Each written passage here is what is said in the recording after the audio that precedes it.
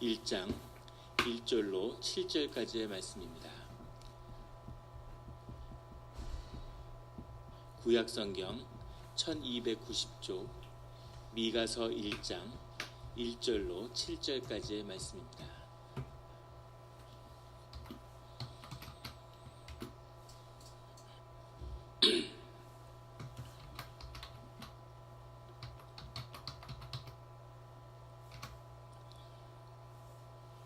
미가서 구약성경 1290쪽 미가서 1장 1절부터 7절까지의 말씀을 다 같이 한 목소리로 봉독하시겠습니다.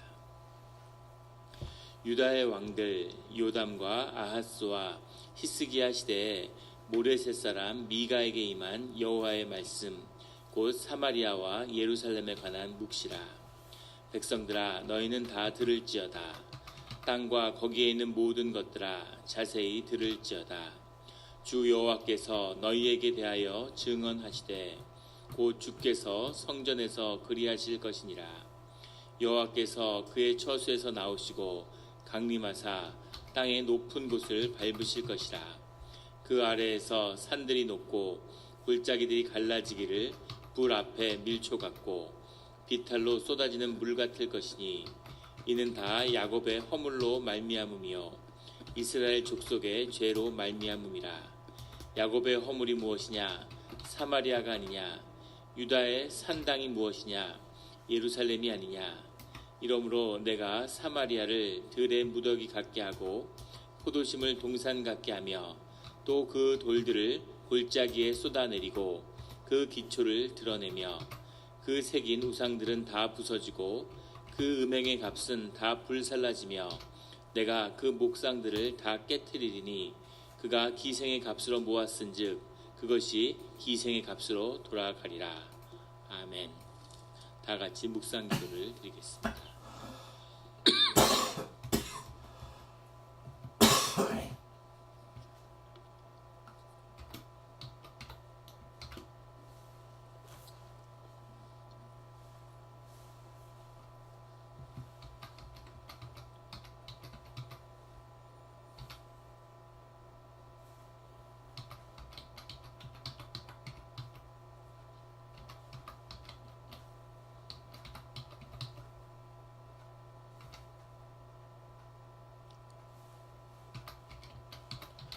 하나님 아버지 감사합니다. 주의 음성을 듣고자 저희가 새벽 제단 앞에 모였습니다. 우리 마음의 기도와 우리 마음의 묵상이 주님께 연락되기를 원합니다. 감사드리며 예수 그리스도의 이름으로 기도드렸습니다. 아멘. 오늘 미가서 1장의 말씀은 이렇게 시작하고 있습니다. 유다의 왕들 요담과 아하스와 히스기야 시대에 모레셋 사람 미가에게 임한 여호와의 말씀 곧 사마리아와 예루살렘에 관한 묵시라. 유다의 왕 가운데 요담과 아하스와 히스기야 시대에는 3대에 걸쳐서 63년간 활동했던 미가 선지자, 예루살렘에 속해 있지만 이스라엘을 향해서도 말씀을 증거했던 그런 주님의 선지자입니다. 근데 그 기간이 63년이라는 기간이 과연 그러니까 기원전 주전 750년부터 687년까지가 되는데 그 오랜 시간 동안 한 선지자가 그렇게 오랫동안 말씀을 증거할 수 있었을까에 대한 많은 논란이 있었는데 하지만 또 문제는 예레미야서 26장에 보면 그 히스기야 왕 때 활동했던 미가 선지자에 대한 언급이 나온다는 겁니다. 그래서 미가 선지자가 이 시기에 활동했다는 것은 뭐 분명한 사실인 거죠. 이 3대에 걸쳐서 이 유다에 저물어가는 유다 왕국과 이스라엘 왕국 또 그 가운데서도 주님의 부흥과 회복의 때를 또 경험하는 히스기야 왕 때 그때를 모두 경험하고 있는 미가 선지자가 주님의 말씀을 전하고 있는 거죠. 이 말씀 가운데 큰 은혜가 함께 하시기를 예수 그리스도 이름으로 축원합니다. 이 시대의 모레셋 사람 미가에게 임한 여호와의 말씀, 미가에게 하나님의 말씀이 임하고 있는 거죠. 이 말씀이 이때 이 고난의 때 굉장히 하나님의 말씀이 깊이 증거되고 있지만 또 이 시대가 지나가면 또 다니엘 이후로는 수백 년간 하나님이 침묵하시는 시대가 또 지나가죠. 하나님의 말씀을 받는다는 것, 하나님의 말씀이 우리에 임한다는 것은 귀한 것입니다. 그 말씀 곧 사마리아와 예루살렘에 관한 묵시라. 묵시라고 하는 것은 하나님의 말씀인데 아포칼립스죠. 우리가 계시라고 해석되는 리빌레이션, 계시와 묵시는 좀 차이가 있는데, 묵시는 아무도 듣지 못하는 가운데 내가 본다는 문자 그대로 그런 뜻입니다. 아무도 보지 못하고 아무도 듣지 못하는 곳에서 내가 보는 거죠. 그래서 그 보는 것을 선포하는 것, 이것이 묵시입니다. 리빌레이션은 계시로서 만천하에 드러난 하나님의 말씀을 확인하고 다시 그 말씀을 선포하는 것, 그것은 계시죠. 별로 호응하는 얼굴들이 아니신데, 좋은 비유인지 모르겠는데, 교회에 집사님이 계세요. 집사님이 담배를 피는 겁니다.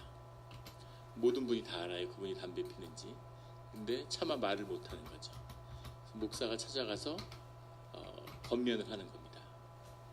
집사님, 제가 기도 중에 해봤는데 집사님 꼭 이번 성탄절에는, 이번 대림절에는 주님의 이름으로 담배를 끊었으면 좋겠습니다 라고 권면을 하는 거죠. 주님의 말씀을 선포하는 거죠. 그것이 계시입니다. 그런데 목사가 담배를 피워요. 근데 아무도 모르는 겁니다. 설마 담배를 필 거라고 상상도 못하는 거죠. 근데 집사님이 기도하는 가운데 하나님의 말씀을 받고 와서, 목사님, 하나님이 담배 안 끊으면 목사님의 사역을 끊겠답니다, 이렇게 이야기하는 거죠. 그것은 묵시입니다.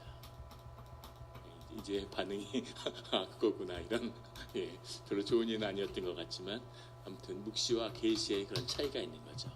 세상이 모두 다 하나님을 보지 못하는, 듣지 못하는 시대에 하나님의 보여주시는 그 세상에 숨어있는 실제를, 그 입체적인 세상을 보는 이 미가가 그 말씀으로 하나님의 뜻을 세상에 증거하는 것, 이 묵시가 이 예루살렘 땅에 임하는 거죠.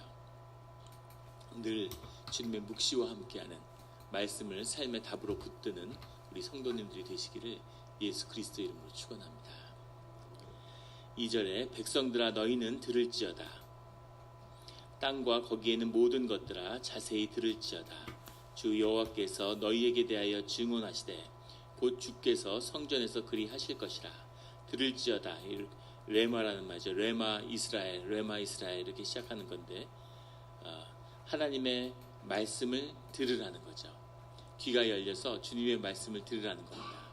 기가 막힌 건 사람들의 인지기관 중에 시각적인 것과 청각적인 것이 완전히 분리되어 있죠. 시각과 청각이 처리하는 정보라든가 인지기능에서 완전히 개별적으로 진행된다는 겁니다. 주님은 왜 사람을 그렇게 만드셨을까? 근데 사실은 보는 것은 우리를 속일 수 있죠. 왜냐하면 모든 보는 시각 정보는 우리 뇌에서 다시 재생한 것이기 때문에 보는 것에는 늘 거짓이 있습니다. 하지만 듣는 것에는 거짓이 없죠.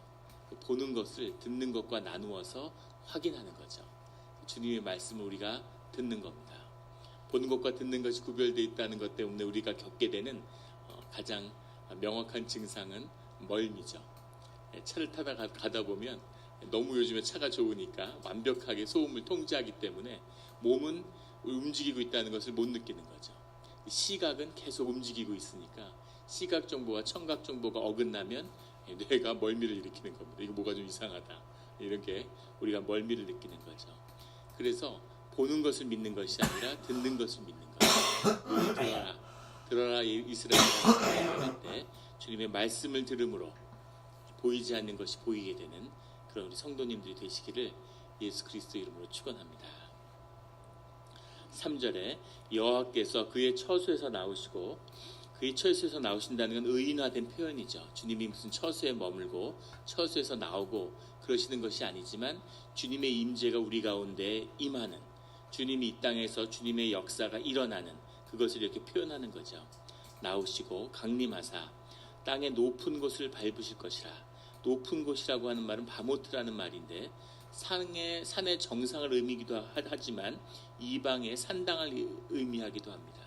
동시에 산의 정상에 이방의 산당을 세웠기 때문에 사실은 그 말이 그 말이죠.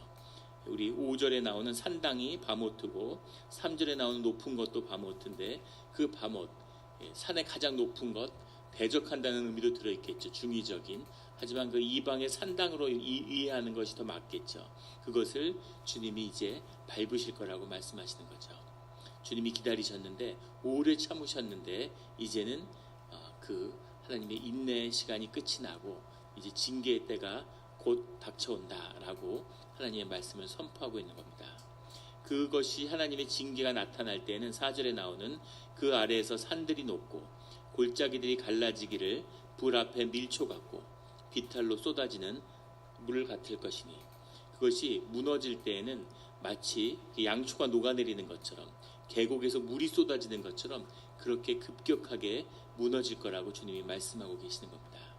주님이 오랫동안 침묵하시니까 주님의 징계가 없으니까 사람들이 주님을 보지 못하고 듣지 못하고 주님이 안 계시는구나, 계신다 한들 우리에게 역사하지 않으시는구나 이러고 점점 죄가 깊어져서 이제 주님을 완전히 모욕하는 그런 일들이 벌어지고 있는 거죠. 예루살렘 성전에 이방의 우상을 세우고 이스라엘의 왕이 자신의 자식을 이방 신전에 산제물로 바치는 그런 일들이 벌어지는데 이제는 끝이 왔구나, 이제 예루살렘도 이제 이스라엘도 이제는 안 되겠구나 하는 그때까지 온 겁니다.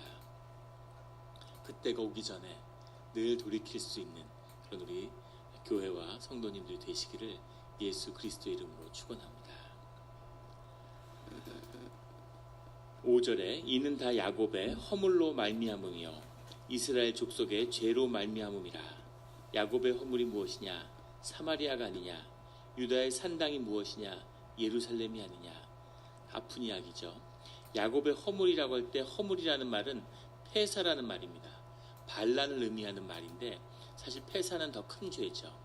폐사라고 할 때는 우리가 주님의 뜻을 어긋나는 건지 알면서 범하는 죄입니다. 우리 마음 가운데 그런 게 있죠. 주님이 원하시지 않고 이것이 주님이 좋아하시지 않느냐 하는 거라는 것을 알아요. 근데 그것을 좋아하고 또 그 죄의 달콤함이 우리 안에 있는 겁니다. 그래서 주님 제가 이런 죄는 한번 져야 되겠습니다. 이런 마음이 있는 거죠. 알고서 거부하는 죄, 이것이 폐사입니다. 허물이라고 번역을 했는데 그런 죄가 있는 거죠. 이스라엘 족속의 죄라고 할 때 하다트, 항상 우리 구약 성경에 나오는 이것을 우리가 이제 흔히 말하는 죄죠. 하나님에게서 빗나간, 초점을 잃어버린, 하나님의 뜻을 구하고 하나님께 구해야 되는데 어떤 수도원에서 수도사가 열심히 기도를 하는데 너무 신실하게 기도를 하루 종일 하니까 소문이 자자한 거죠. 그래서 예수님이 찾아오셨다는 거예요. 그리스도의 영이 찾아와서 그 기도하는 수도사의 어깨에다 손을 이렇게 얹었대요. 그래서 수도사가 화를 버럭 내더라는 거죠. 기도하는 거 안 보이냐고, 어떻게 기도를 방해할 수가 있냐고 화를 내더라는 겁니다. 그래서 조용히 손을 떼고 떠나셨다는 거죠. 그런 것이 여기 나온 하다트 죄입니다. 우리가 보기에는 흠잡을 것이 없고 깨끗하고 온전해 보일지라도 그것이 주님이 원하시는, 주님의 인도하심과 주님을 만나는 길에서 벗어나 있는 것, 이것이 죄인 거죠.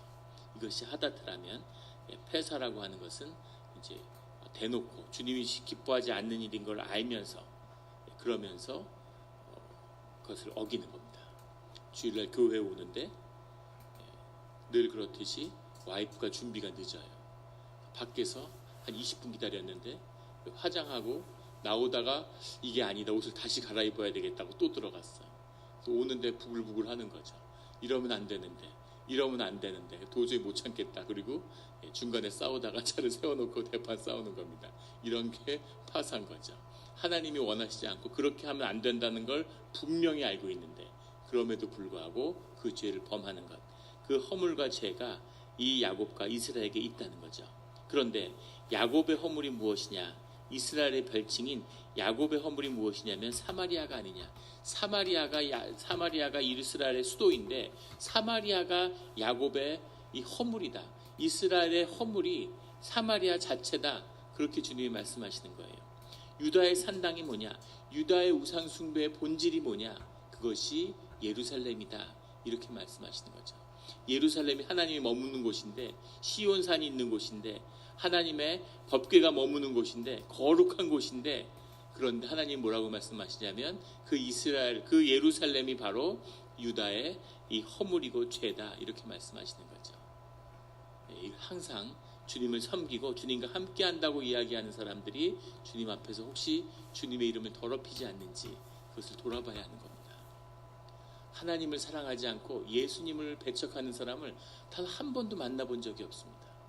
예수님의 삶과 그 복음을 만나면 인간은 기뻐하게 돼 있어요. 하나님이 만들고 그 심령 가운데 그 구원에 대한 소망을 담으셨기 때문에 그 복음을 만나야, 예수님을 만나야 사람이 살아나기 때문에 진정한 복음을 만나면 사람은 기쁘고 눈물을 흘리고 회개하고 주님께 돌아올 수밖에 없는 거죠. 예수님을 만나는 것을 가로막고 있는 것, 예수님의 이름을 더럽히는 것은 종교고 기독교고 교회입니다. 늘 그랬죠. 그것이 죄고 그것이 허물이 되는 거죠. 예수님이 오셨을 때도 성전의 바리새인들이, 제사장 출신이라는 사두개인들이 주님을 배척하는 거죠. 그토록 하나님을 바란다고 했는데 정작 하나님이 오니까 자신들의 지식, 나한테 맞지 않는, 내 성에 차지 않는, 나를 기쁘게 하지 않는 그런 복음과 하나님은 필요 없다. 돌을 던지고 죽이려고 하고, 이것이 종교인의 모습인 거죠. 종교인, 성령을 거스르고 그리스도를 거스르는 종교인들은 용서받지 못합니다. 늘 깨진 마음으로 마음을 찢는 그런 우리 크리스찬과 성도님들 되시기를 예수 그리스도 이름으로 축원합니다. 6절에 이러므로 내가 사마리아를 들의 무더기 같게 하고 포도심을 동산 같게 하며 또 그 돌들을 골짜기에 쏟아내리고 그 기초를 드러내며, 그 기초를 드러낸다는 말은 레위기 20장에 나오는 그 표현이죠. 그 기초를 드러낸다는 건 사실은 그 아랫도리를 드러낸다. 우리 창세기 노아에게 나왔던 그것과 똑같은 표현입니다. 이것은 그 사람의 부끄러움을 드러내는, 그 밑바닥이 무엇인지를 드러내는 그런 뜻이 들어있는 거죠. 사실 더 깊은 뜻에는 그 음행을 사람들이 모두 보도록 알도록 드러낸다, 이런 뜻이 들어있습니다. 이런 뜻은 왜 들어있을까? 7절에 나오는 그 새긴 우상들은 다 부서지고 그 음행의 값은 다 불살라지며 내가 그 목상들을 다 깨트리니 그가 기생의 값으로 모았은즉 그것이 기생의 값으로 돌아가니라. 언뜻 보면 이게 무슨 말인가 싶은데, 이방 우상 숭배의 그 본질에는 음란함이 들어있는 거죠. 음란함이라 그러면 하도 우리가 세상에 속고 왜곡돼가지고 음란함을 오해하기 쉬운데, 성적인 에너지를 성적으로 끌어올리는 것이 이 종교 안에 들어있는 겁니다. 깊이 기도를 하고 깊이 수행생활 같은 걸 해보시면 그게 무슨 말인지를 다 아실 거예요. 생명의 에너지가 성의 에너지입니다. 성의 에너지가 마치 심리학이나 의학 같은 데 보면, 정신의학에 보면 별도로 존재하는 것처럼 얘기하는데 그건 잘 모르고 하는 얘기죠. 오히려 단일한 에너지, 생명 에너지가 인간 안에 있는 거죠. 그 에너지를 끌어오는 방법으로 성적인 방법을 쓰는 거예요. 이방 성전에서 성전을 지키는 제사장 그룹이 있는데 그 이방 숭배 제사장 그룹들이 다 창긴 겁니다. 그 파르테논 신전 같은 데서 남녀 500쌍이 1000명이서 집단으로 이렇게 그런 걸 했다는 거죠. 상상해보세요. 어떤 분위기였을지. 그리고 사람들이 성적으로 개방되면 그 안에 생명 에너지가 안에서 그 무의식 가운데 의식 가운데 눌려있던 것이 터져 나오는 게 있죠. 그러면 굉장한 에너지와 힘을 경험하게 되죠. 그런데 우리가 건강한 의식에서 우리 심령의 에너지를 담는 것, 그것을 의식으로 삶으로 살아내는 것이 하나님이 원하시는 우리 신앙의 바른 모습이에요. 우리의 의식을 날려버리고 무의식을 전면화하는 것, 그것이 마치 그것이 이 얘기가 너무 길어지는데, 그러면 엄청난 에너지를 삶으로 살게 되죠. 히틀러 같은 사람, 아무것도 보잘것없는 사회의 낙오자고 실패한 화가고 전쟁의 상위 군인이고 독일 사회에 살고 있는 오스트리아 사람이고 뭐 하나 볼 것이 없는 성적인 불구자고 그런 사람이 자기의 무의식의 에너지에 그 에너지에 자기를 맡기게 되니까 어떤 파워를 만들어내는지 그런 걸 역사가 보여주는 거죠. 엄청난 힘이 그 안에 있는 겁니다. 그리고 이방 종교는 그 힘을 쓰라고 그 힘을 끌어내는 법을 가르쳐 주는 거죠.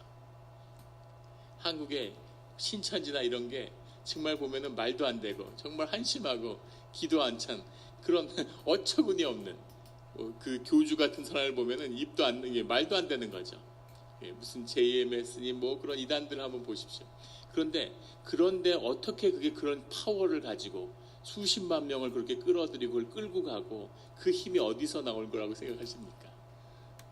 사람이 그 안에 있는 심령의 힘을 끌어쓰는 것이 그 문을 연 거죠. 그걸 열어서 수많은 사람의 삶을 파괴하고 하나님을 욕되게 하는 그런 일들이 일어나는 거죠. 이 일들이 예루살렘에서 있었다는 겁니다. 초점을 잃어버리는 거죠. 종교인데 종교 안에 있는 이런 인간의 생명의 에너지를 막 추구하는데 하나님을 잃어버리니까 예수 그리스도를 잃어버리니까 결국은 그 종교성을 추구하다가 방향을 잃어서 우상 숭배로 가버리는 거죠. 이것이 그때 예루살렘과 사마리아에서 일어나는 일이었다는 겁니다. 그래서 그 우상들이 다 벗어지고 음행의 값이라고 하는 것은 와서 드리는 그 헌물과 헌금이 사실은 거기서 가진 음행에 대한 화대를 의미하는 거죠. 사실상 그것은 너희의 화대다. 그것은 성전에 드린 값이 아니라 너희가 드린 음란의 값이라는 거죠. 그것이 다 불살라지고 하나님 다 태우실 거라고 얘기하는 겁니다. 내가 그 목상들을 다 깨트리리니 그가 기생의 값으로 모았은즉 그것이 기생의 값으로 돌아가리라. 화대로 걷어들인 것은 화대로 돌아간다는 겁니다. 이것은 꼭 그 시대 그때만의 것이 아니라 지금도 마찬가지죠. 교회가 돈을 추구하고 돈을 모으려고 하고 돈의 힘에 의지하려고 하고 돈이 있으니까 돈이란 게 뭡니까? 생명의 힘을 응고해 놓은 거죠. 그러니까 그것이 파워가 있죠. 그걸 쥐면 사람을 쥐고 권세를 쥐고 영을 쥐는 거죠. 그러니까 사람들이 기뻐하고 심령이 올라가고 돈이 지갑에 있고 뒷바지에 돈이 있으면 사람이 생명이 막 살아나잖아요. 그것이 영적인 그 연결이 있기 때문인 거죠. 그런데 하나님의 이름으로 모았는데 하나님을 잃어버리고 이제는 돈을 의지하는 거죠. 큰 교회들, 대형 교회들 자산이 너무 많으니까 이제는 하나님 없어도 사람 있고 뭐 돈 있고 건물 있고 못할 게 뭐냐 이런 식으로 하나님이 그것을 모두 다 원래 왔었던 그 기생의 값으로 모았으니까 기생의 값으로 음란함으로 모았으니까 음란한 것으로 거짓으로 모은 것은 거짓으로 헛된 것으로 다 돌리겠다. 그 어느 것 하나도 하나님의 것으로 하나님의 이름으로 남는 것이 없을 것이다. 이렇게 말씀하고 계시는 겁니다. 하나님의 것을 하나님께로 돌리고 우리의 삶을 온전하게 주님께 드리는 성령으로 시작한 것을 육체로 끝맺지 않는 그런 우리의 신앙의 길이 되기를 하늘에서 주는 진짜 선물을 잡아서 땅에 거짓된 것들을 던질 수 있는 그런 우리 성도님들이 되시기를 예수 그리스도 이름으로 축원합니다. 같이 기도드리시겠습니다. 하나님 아버지 감사합니다. 귀한 말씀을 주시니 감사하고 보이지 않는 것을 보게 해주시니 감사합니다. 늘 우리 마음이 어렵고 우리 마음 가운데 죄를 좋아하고 죄를 탐닉하는 마음이 있음을 주님이 아십니다. 멀쩡히 알면서도 주님이 기뻐하시지 않는 죄를 범하고 또 주님이 뭐라 말씀하시는지 귀를 막고 아무렇게나 종교 생활을 영위하는 그런 우리의 모습이 주님이 인내하고 오래 참으시는데 우리는 주님이 우리를 용납하고 용서하셨다고 값싼 복음을 퍼뜨리고 주님의 이름을 더럽히고 사람들이 주님께 오는 것을 십자가로 오는 것을 막는 그런 짓을 하셨음을 주님 앞에 고백합니다. 하지만 주님, 우리의 마음의 깊은 곳에는 주님과 함께 하기를 원하고 주님을 사랑하고 주님의 길을 가기를 원하는 마음도 있음을 주님이 하십니다. 주님 귀하게 보아주시고 우리를 붙들어 주시고 말씀을 우리에게 주신 것처럼 주님의 강권하는 역사 가운데서 우리의 삶을 붙들어 주시옵소서. 주여 아버지, 우리가 삶의 자리에서 새로운 길이 열리기를 원합니다. 매일 맴도는 현상의 그 자리가 아니라 하나님이 보여주시는 그 실제를 붙들고 더 깊은 세계를, 현상이 만들어지는 세계를, 더 본질적인 세계를, 의미와 가치가 있으며 우리가 살아야 할 이유가 있으며 주님이 우리에게 보낸 그 뜻이 발견되는 그 삶의 자리로 나아가게 하여 주시옵소서. 참된 예배를 드리게 하여 주시옵소서. 성전에서 샘물이 흘러나가서 모든 땅을 적시는 그런 일들을 보게 하여 주시옵소서. 우리의 자녀들이 그 성전의 샘물을 마시고 어떻게 자라나는지를 보게 하여 주시옵소서. 수박의 껍데기를 핥아도 그것을 누리는 축복을 주님이 보여주셨사오니 그것을 깨서 먹는 그 놀라운 영광을 우리에게 반드시 보여주실 줄 믿습니다. 감사드리며 예수 그리스도의 이름으로 기도드렸습니다.